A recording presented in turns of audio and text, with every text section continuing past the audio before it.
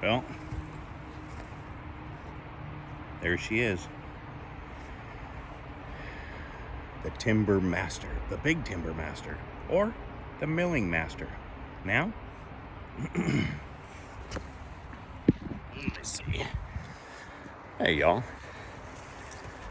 I'm Dusty. This is Holler Homestead. You probably don't want to know a whole lot about me, but more so about this beast. There you go. There she is, the MS 881 with a total of 121.6 cc. And this is the Homestead Kid. The Homestead Kid. There's the, ow! The Homestead Kid. But it is number one, the world's most powerful, largest production chainsaw ever. Pretty much ever. And I just got it a couple days ago. The thing with that is checked all around Washington. Was actually looking for a 661. And pretty much the entire state is completely out of them. Now there's a couple different reasons, not going to go into it. really hard to get. The only one that I could find was this with the 36-inch bar. It was all the way over by the ocean. So it was Regina actually drove about 2 hours to go pick it up, which, what a blessing. She is nothing but a blessing. But now the reason why I got this, we do have a ton of very large timber, but that's not the purpose. I'm not going to be dropping trees. Now, we have a lot of trees that have been down and deadfall, like this one specifically. You see that big root ball right there? That's going to turn into a table. Now, I don't know. I'm not going to say that I am an expert at milling. This is something that I'm beginning at. In consideration of the reason why I got this saw, go big or go home, right? Well, this saw is specifically made for big timber. This saw is specifically made for milling. Now, with that being said, I've talked to quite a few different friends.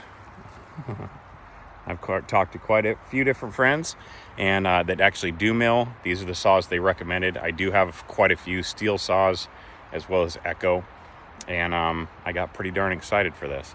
But I'm not even going to talk about this right now. I'll do less talking. Let's get this thing started. You think? You think? Let's hear it. There we go. Now, it's got a ton of compression. So when it comes to starting this thing, woo-wee, I've already smashed my finger once. And how was it? It's pretty loud, huh? Yes. Sounds like a dirt bike. Well, it's 121 cc, so. Hey, buddy. Stand over to the side, okay?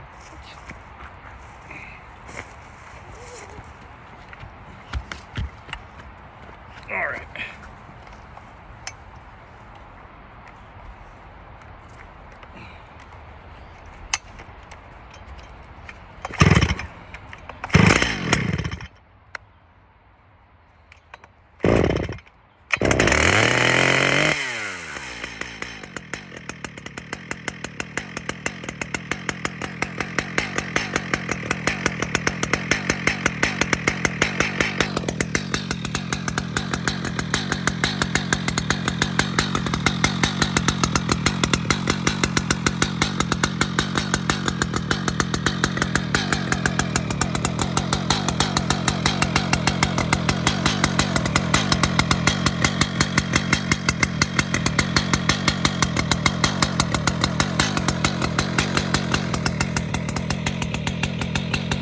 That. What do you think about that?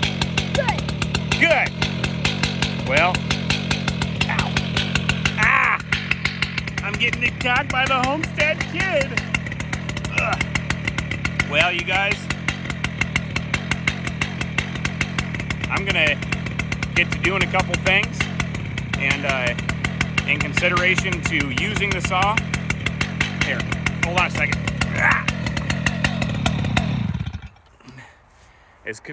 In consideration to using the saw, I'm gonna set some stuff up here, and what I'm gonna do is I actually have to take this tree, because it's laid down.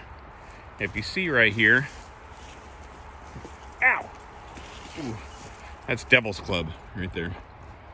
An evil plant. So there's the bottom, but if you look, this root system is leaned towards the tree a little bit.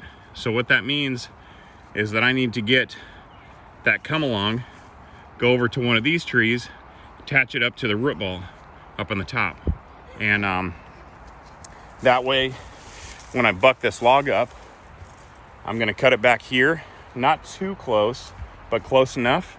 And it'll hold that weight from that thing coming down and pinching the bar, hold that weight from coming down on me. Yeah, I'm gonna cut this thing into probably two 10-foot sections, and then a couple other smaller ones.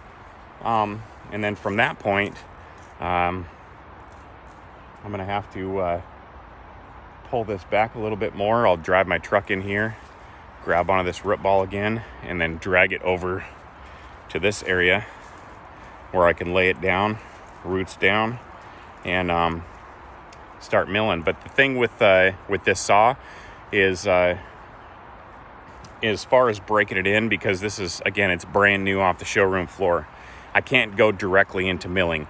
Everything that I have read, everything that I have learned, is basically what it comes down to is I need to run a couple tanks of gas, not at full throttle, but intermediate.